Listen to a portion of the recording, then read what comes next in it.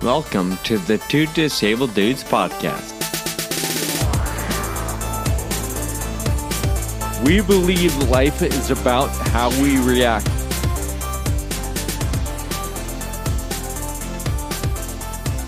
Welcome to the Two Disabled Dudes podcast. Sean, a couple of episodes ago, I mentioned a term called sleep hygiene. And you were questioning my knowledge of the subject. And so I looked it up. I was questioning the name, the word sleep hygiene. Okay. But all right. sure. Well, even better. So I looked up, I just simple Google search on the term sleep hygiene. So I came across the sleepfoundation.org. And fake. it defines sleep hygiene. What it is, why it matters, and how to revamp your habits to get better nightly sleep. So, Awesome. Sleep hygiene refers to both your sleep environment and behavior. Poor sleep hygiene can negatively impact both sleep quantity and quality. Good sleep hygiene includes setting a strict sleep schedule, following a bedtime routine, forming healthy habits, and optimizing your bedroom for sleep. So, just a few of the high points on sleep hygiene. Yeah, that's great terminology. So, do you have a bedtime routine that you follow? Like, what does that routine look like? Yeah, I mean, lately it's been, I talked about my feet are freezing. Right. So and if I don't take a shower and warm my feet up before bed, they remain cold for hours, even under the covers. So part of my routine is to take a shower. I wear a t-shirt to bed. In the winter, when it was super cold, I wore sweats and a long sleeve shirt. I put a little glass of water by my bed. I make sure I've gone to the bathroom. If I get up, I don't get back to sleep, period. Like, I just don't. So I try to never go to the bathroom in the middle of the night. Sure. So just all those things. And not too long ago, you also talked about grinding your teeth and getting a mouthpiece for that. Is that helping? I don't know that I specifically feel it like in my jaw. Sure. But I do like wearing that thing. Yeah. Makes you feel like more of an athlete, huh? Yeah, yeah. Sleep is a contact sport, Yeah. I've been more careful with my bedtime and, structured in my sleep, but I haven't been as disciplined as I need to be, but certainly aware of some opportunities there. So, sleep hygiene, that's the term for it. All right. Noted. I will do my best not to forget that. Well, Kyle, let's get into another incredible interview we have for our listeners today. Not too long ago, we met Erin, who started Rae of Hope after learning her little girl had epilepsy and was diagnosed with cerebral palsy.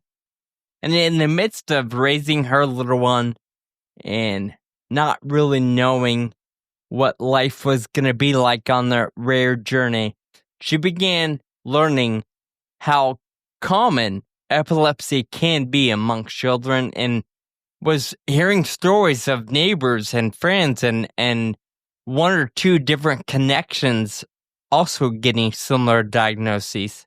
And her friends, her family, they have set out to address stigmas when it comes to disability and epilepsy in particular. They are working to normalize disability and they talk openly and candidly. And the mission of Rae of Hope is to connect children with complex neurological disorders specifically epilepsy, through advocacy and spreading awareness. As you'll hear in the interview, one of the ideas is to just foster community, friendship, and a lot of hope. So please enjoy this conversation with Erin.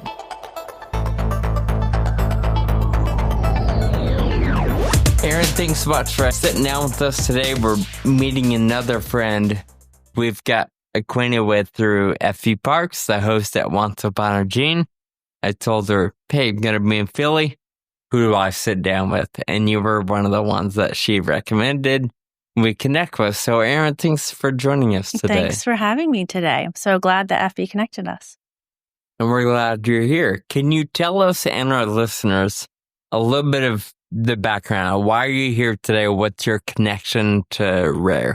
Sure. So my daughter, Reagan, who's 13 years old, has both epilepsy and cerebral palsy. And I think most of your listeners will know that there are a lot of rare epilepsies. My daughter doesn't fall into that category, but being so ingrained in the disability and especially the epilepsy community, we're seeing a lot of our friends being diagnosed with rare epilepsies, and we're seeing how little people understand about it.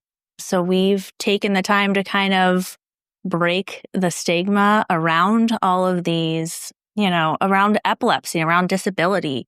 And we're very vocal about our life and about disability and just normalizing disability in our home.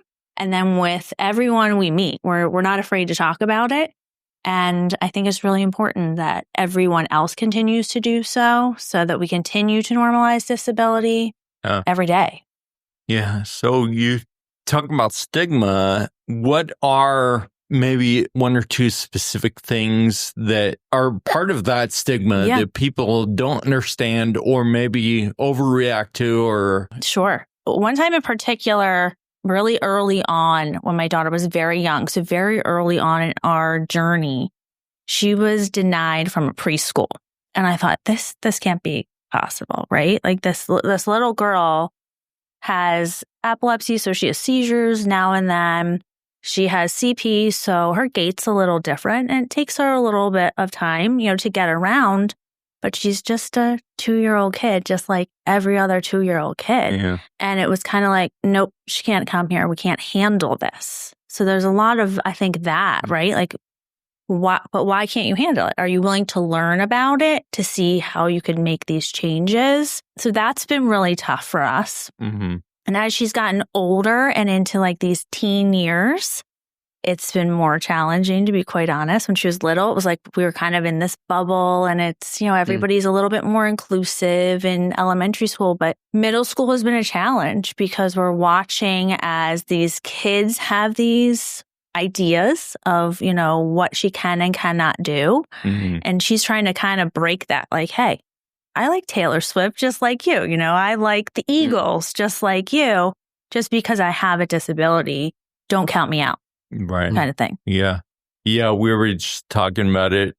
I mean, we've talked about it so many times, just being out there and like friends assuming you can't go to an Eagles game. Right. Because of your disability. That creates you not going to an Eagles game. Like, not because you can't, but because other people think you can't. Right. And, so talking about it and breaking those stigmas is part of actually improving someone's life and doing real things because these stigmas are broken. Mm-hmm. Exactly. We've been looking into schools for her as she's gotten older. And I called a school and they said to me, we realize this is a college prep school, right? And I was taken back. I said, yeah, I'm well aware. We'd love that to be her plan, whatever that looks like. And it may be different for her, and that's okay. She's going to have a different path, but that's still in the cards, and it should be in the cards. So it was, a little discouraging to hear a school, and it's been in schools a lot where we're not sure if she can do that. Well, let's try. Let's try and see what she can do. Yeah. Yeah. Oh, yeah. Watch that. Gosh, that really gets me going.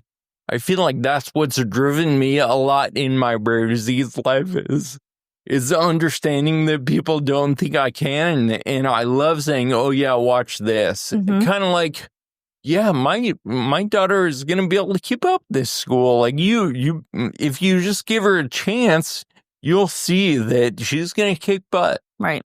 She's a cheerleader, which was something I never thought that she could do. And I didn't think she could do it because her neurologist had said to me when she was diagnosed with cerebral palsy, she probably just won't be a dancer. And it was like a punch in the gut. I was like, oh my gosh, this little girl that, I was so happy to have this little girl. And here this neurologist is telling me that she just won't be this. And I mourned that for a bit. And then I was like, no, why can't she be this? And so she's been cheering since she was 5 years old. And certainly we differentiate the movements for her and we adapt so that she can be with her peers. But she's on a cheerleading squad with her typically developing peers. Last year they were able to go to nationals in Florida and she was on that stage with them. And it was such an amazing experience because that's what inclusion is, right? Adapting so that they can be a part of this and not on the periphery watching and just cheering them on. So obviously, without knowing all the conversations you've had or the meetings you've had, the parent-teacher conferences, it seems to me like you guys being the whole family, being adamant about advocating for your daughter. Can you tell us about Rae of Hope? How are you breaking the stigma in a formal kind of organizational way? Yeah. So really early on, I was kind of driven by that preschool saying like, she can't come. So we started advocating very early on and just doing things within our school system, within our community, through the Epilepsy Foundation. And we found we really liked getting others involved because we were getting such great feedback from our community and from our family and our friends. Like, wow, I didn't know this until you said this. And I thought, I have to do something else. Like, we have to do something else because we're not alone in this and there are other families like us. And we should connect these families and we should all come together. For when Reagan turned 10, I thought we're going to do something big, right? Like, she's 10 years old. She's had epilepsy her entire life. She was diagnosed pretty early on. So for her 10th birthday, I thought, let's do like a 5K or something to that effect. And so we did what was called 10 for 10 in 10 to raise $10,000. So I wanted people to run, walk, swim, bike, whatever they could do, 10 miles in 10 days for her 10 years of life. And then we would raise $10,000 for Cure Epilepsy. And it was a huge hit. And people all over the country participated. And we didn't raise the $10,000, but it was more about getting, the word out. And like, here's what we're doing it for. So the next year I thought, all right, let's make this an actual 5K. Let's do this. But we didn't really have like a true advocacy platform behind it. And we've always called her Rae. And we've always lived with a lot of hope that she's just going to have this very fulfilling life. And so my brother-in-law actually helped come up with the name Rae of Hope. And we thought, okay, we're going to go from here. And it started just as an advocacy account on Instagram. And it started doing these little events here and there. Big event being Reagan's Run, which is now turned into, this year will be our 4th year of official 5K. We've raised about $70,000 so far for Cure Epilepsy. And last year, we officially decided to become a nonprofit because as I watch our community come together, I also watch those in our community start having children who are diagnosed with epilepsy. And more people came out of the woodwork. And so the whole goal of Rae of Hope really is to connect and to support families of children with neurological disorders, specifically epilepsy. And though Reagan lives with CP, the epilepsy has been harder on our family and really on her. So that's our whole goal, is to really just connect these families and let them know that they're not alone. Because I remember feeling alone. Sure. But I knew I wasn't alone. Right. But I didn't know where these people were. Right. And Instagram has really connected me with a lot of those people. But I knew there were people in our community that needed connection and support. And to know that they weren't alone in this journey.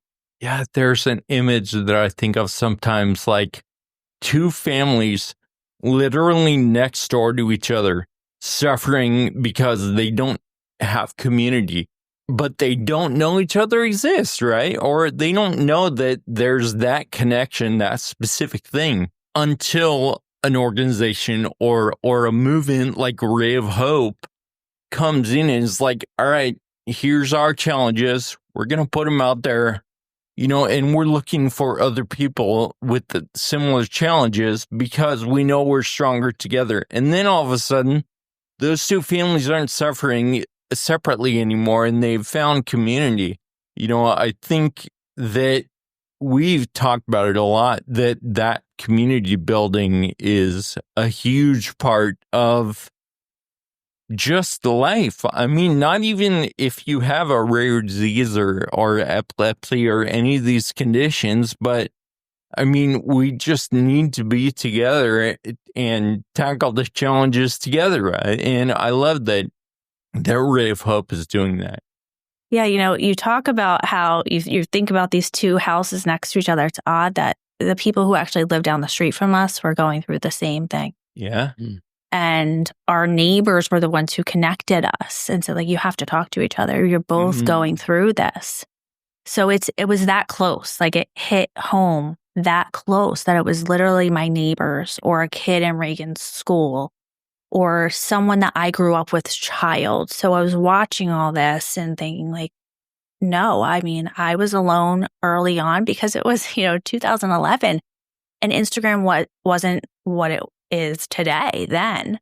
Right. So it was just, I didn't want anyone to feel the way that I felt initially. Yeah. Yeah. That's a powerful thing, and good for you for taking action. It takes someone special to do that. Well, I appreciate that. I think from that, I've watched my daughter, and she's the one who lives with a disability. So I really want to provide her with the tools to become her own advocate. And I'm seeing that through these different things that we do. I mean, even when I mentioned I was coming here today, she's like, well, don't they want to talk to me? She sounds like somebody we do want to talk to. Actually, man, you should have brought Rae. Yeah, and I was just like, wow, I'm really surprised by this little kid who's not so much a little kid anymore. She's 13, saying this, and when we talk about disability or something comes up, she'll be like, oh, just like me. And that for her, it was making her feel not alone. So I was feeling alone in my parenting journey, not recognizing that she's now feeling those things too. So meeting other people who have disabilities was just like coming home to her. Okay, I'm not alone in this too. That's amazing. I think, to be fair, Rae, I didn't know how old you were. So if I would have known you weren't a baby, I would have said, bring her. Come on over. Wow. Rae, if you want to get on the phone with us, we'll get on the phone with you. We'll do it. It may be a very long conversation. She's quite the talker. Nice. Awesome. Love that. A few minutes ago, you said you don't want other families or other people to feel what you felt early on. Mm-hmm. Would you mind sharing what one or two of those feelings were? Yeah, I think there was a lot of initial grief and a little bit of anger, and I think it takes time to process what your child was just diagnosed with, especially when there's not a lot of answers. We're fortunate in the sense that we know why she has epilepsy. I know a lot of other families don't have that. But it wasn't easy for me because it stemmed from something that came from my pregnancy. So there was a lot of blame, right? What did I do? I caused these things. And so it took some time to get over those feelings. A huge advocate for, yoga, especially for caregivers. And that's another part of it. And really through that, I was able to kind of heal and let go of those feelings and see that I hadn't done anything wrong. These were the cards we were dealt, and we're going to play them the best that we can at this point. Yeah. In addition to yoga, how would you encourage your family that's also having to mourn, grieve, maybe feels like it's their fault, etc.? I think you need to take the time to go through the process of grieving, and everyone's going to do it differently, but also recognize that you're doing your best. And in order to do your best, you have to do what's best for you too first. You know, I just met with some moms this past weekend as one of our support groups for Rae of Hope, and her child was just diagnosed. And she's like, I can't leave the house. I said, no, you have to leave the house. Your husband is there. He's able to be with your child, but you need to step away for a little bit. You need to take a breath. Yeah. You need to put yourself first in these situations so you can better care for your child. And I think I got so caught up in what I needed to do and being there for every single seizure. Oh my gosh, someone else is not going to handle it the way I would handle it. Like, what if things go wrong? That I forgot to do that early on. So I get where these parents are coming from. Sure. But I know from experience that like I made mistakes that I hope they don't make, because you really do need to prioritize your own well-being to be there for your kid. Yeah, and I think when you take a break and you're able to like not have to deal with the immediate thing that's like right in your face all the time, you can take a step back and maybe be a little more creative or about solving the issues, or realize that like you got to take care of yourself, and that's something that you can actually do. And then it all becomes a little more sustainable, I think, probably. And I think we see that not only in caregiving, but just in like taking a vacation from work, in like taking a break from anything in life, right? Is that once we get it away from immediately right there in front of our face, we can think about it a little differently. Yeah, absolutely.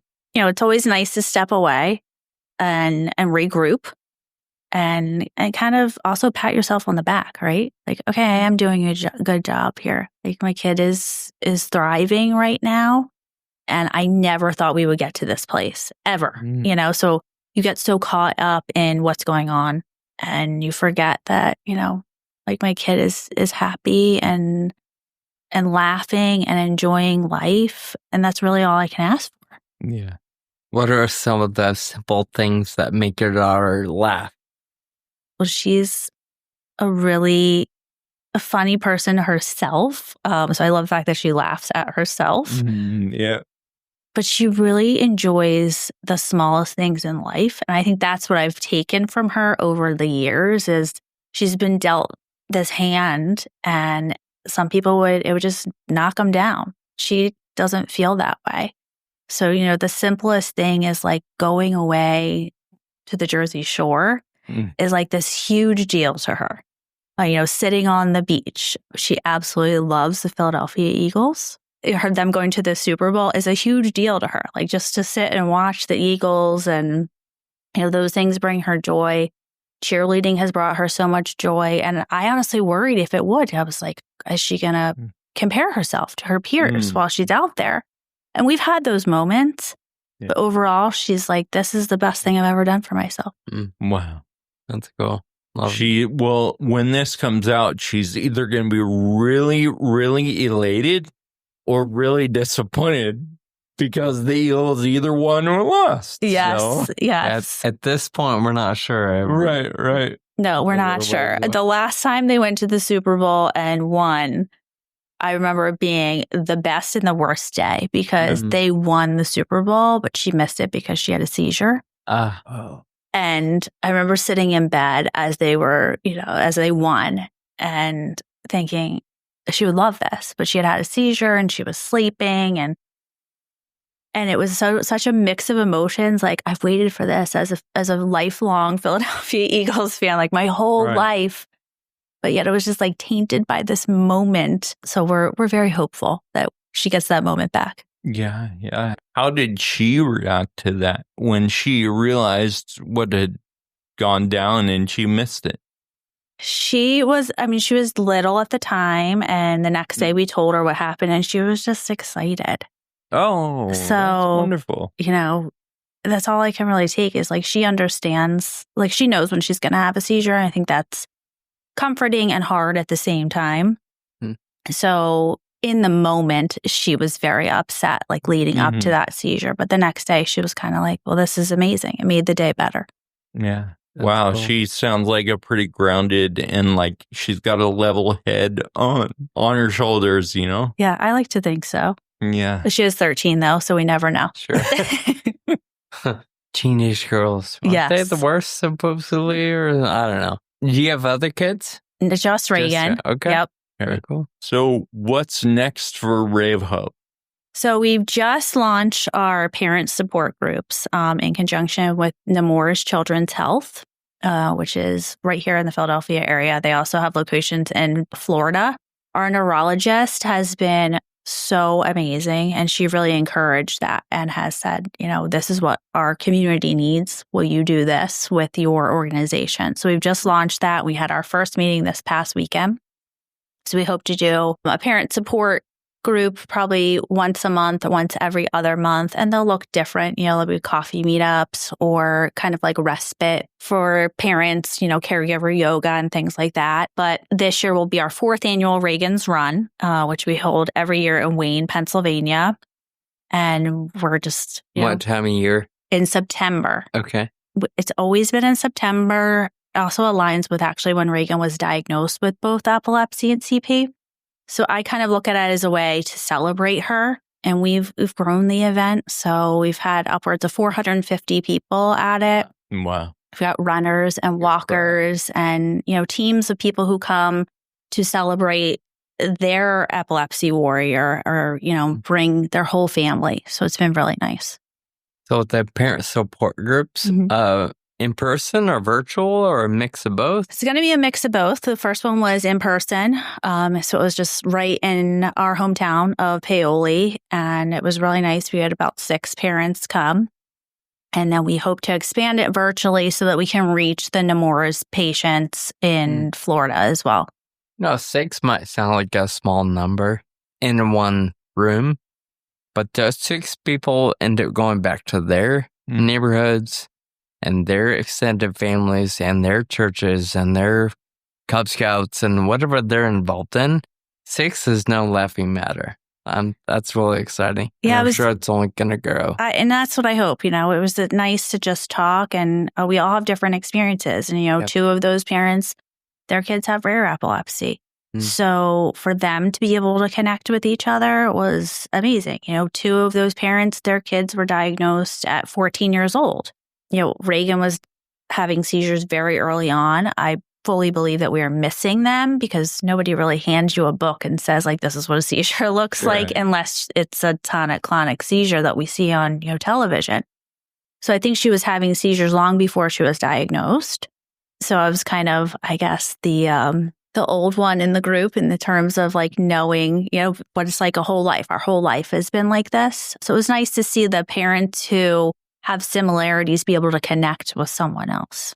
Can you tell us something you're really excited about besides your daughter, besides your marriage? What gets you out of bed every day?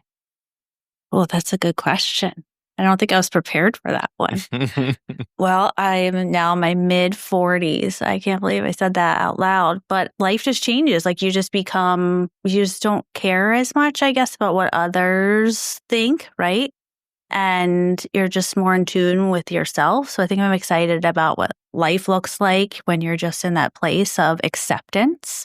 And I think that took me a long time to get there, especially because my 30s were all about my kid. Sure. Yeah. And now she's at a place of stability. And it's like, okay, what can I now be doing more for me? And I hope to do a lot of that, whatever that looks like, because I think it's evolving as life goes on. I wouldn't have guessed mid-40s for whatever that's worth, but I'm also thinking Kyle is in his mid-40s, and you look fantastic for the Kyle. You look like you're in your mid-40s.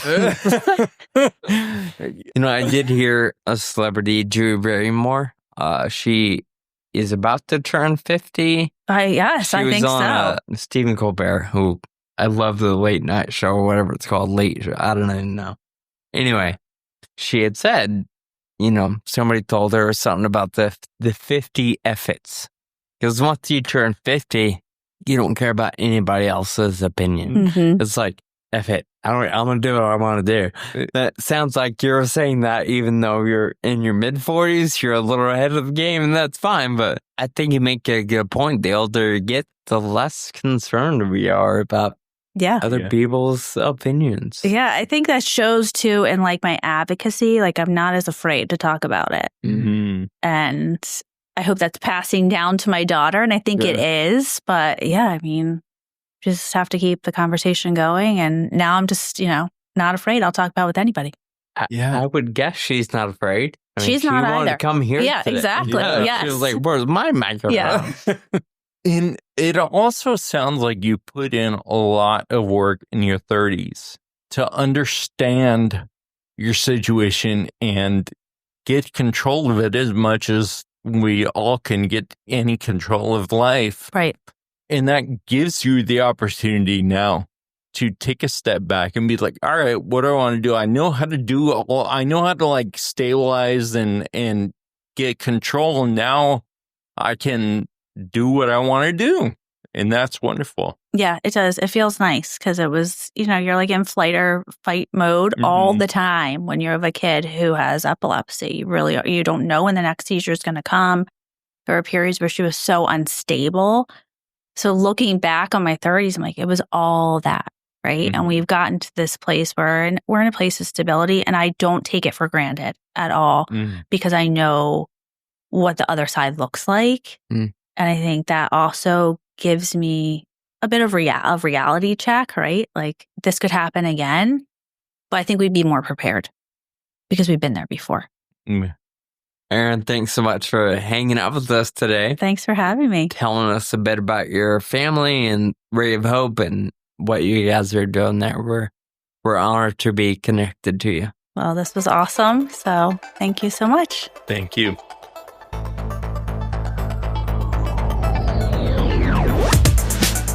Sean, it continues to amaze me how simple the idea of connecting people together is, but how impactful it can be on our lives to connect with someone who's going through something similar.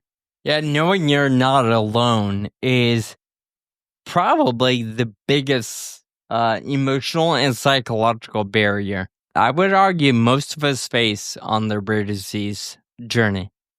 Yeah, and it's really incredible how impactful Rae of Hope has been able to be connecting people that are in similar circumstances.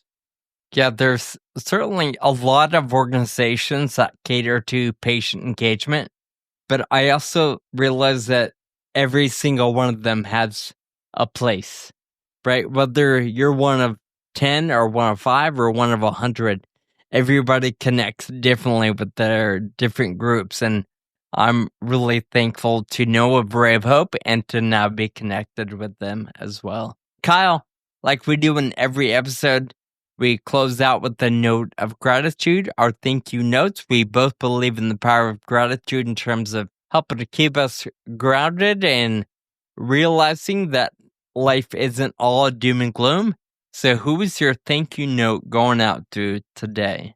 I have a book club that I belong to. I feel really smart and learned when I say I go to a book club. And it's really awesome because it's me and Jen and Felicia, who you know, and our friend and board member Holly and her daughter Grace are the main people. Anyone's invited. But really, it's not super regular. We do it like every 6 months or whenever we get around to it. And really, we call it book club, but it's just an excuse to get together and eat pizza and catch up with each other.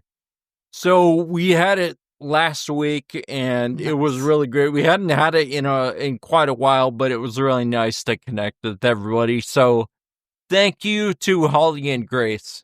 Awesome.